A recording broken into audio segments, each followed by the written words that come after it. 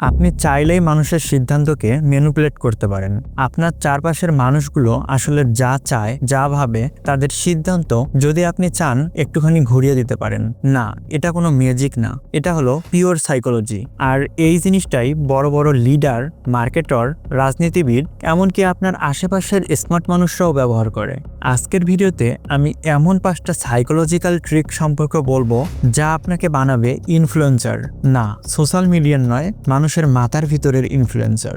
Level 1, reverse trap. আপনার মন কখন কোনো কিছুর উপর বেশি আগ্রহী হয়? যখন সেটা করতে আপনাকে বারণ করা হয়। একটা ছোট টেস্ট, যদি আমি বলি এই ভিডিওটা এখনই বন্ধ করে দিন, তখন আপনার মাথার ভিতরে ঘুরবে, আরে কেন বললো এমন কথা? তখন আপনার মন কি আসলেই বন্ধ করতে চাইবে? না, বরং আরও জানতে চাইবে।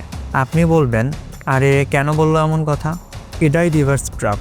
আপনি কাউকে সরাসরি বললে হয়তো সে করবে না, কিন্তু আপনি যদি বলেন, আরে থাক তুই পারবি না, তখনই তার ইগো জেগে ওঠে। সে প্রমাণ করতে চায় আমিও পারি। এভাবেই আপনি তার সিদ্ধান্ত নিজে না বলে ওর মাথা থেকেই বলিয়ে নিচ্ছেন। Level 2, master of choice.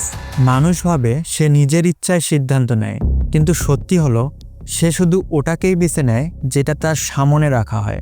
ধরুন আপনি চান আপনার বন্ধু আপনার সাথে বাইরে যাক। আপনি যদি বলেন চল বাইরে যাই, তখন সে নাও করতে পারে। কিন্তু আপনি যদি বলেন চল পিৎজা খেতে যাই, না হলে বিরিয়ানি খেতে যাই, তখন সে যে অপশনেই বেছে নিক, ফল একই, সে আপনার সাথে বাইরে যাচ্ছে। এটাকেই বলে ফ্রেমিং চয়েস। যে ফ্রেম বানায় সেই এই খেলার মালিক। Level 3, guilt trap.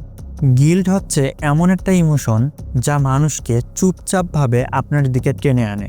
ধরুন কেউ বারবার দেখা করার কথা দিয়ে দেখা করছে না, তখন আপনি বললেন তুই তো টাইম দিস না, তখন সে দূরে সরে যাবে।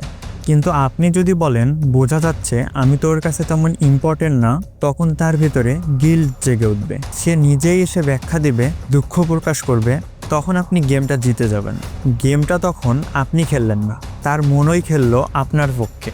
Level 4, emotional hijack. আপনার চারপাশের মানুষ আসলে ইমোশনে চালিত হয়, লজিক পরে আসে। রাজনীতিবিদরা, সেলস পারসন, এমনকি আপনার বন্ধুরাও যখন আপনার ইমোশনে আঘাত মারে, তখন আপনি ডিল করছেন না, তখন আপনি ফিল করছেন। আপনি যদি কারো ইমোশন ধরতে পারেন, তখন আপনি তার মস্তিষ্কের রিমোট কন্ট্রোল ধরলেন। ফ্যাক্ট আসলে মানুষের চিরদিন মনে থাকে না, কে কেমন ফিল করিয়েছে সেটা চিরদিন মনে থাকে। Level 5, power of silence. এটা আপনি নিজেই অনুভব করছেন, কারো চিৎকারে যতটা ভয় লাগে না, চুপচাপ তাকানোর মধ্যে তার চেয়েও বেশি শক্তি থাকে।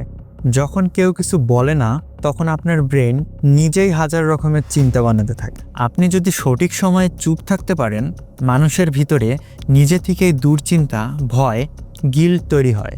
কেউ মিথ্যে বলছে, কিছু না বলে শুধু বলুন আমি জানি, তারপর চুপ। চুপ থাকার মধ্যে এমন একটা পয়জনিং আছে যেটা শব্দ দিয়েও তৈরি হয় না।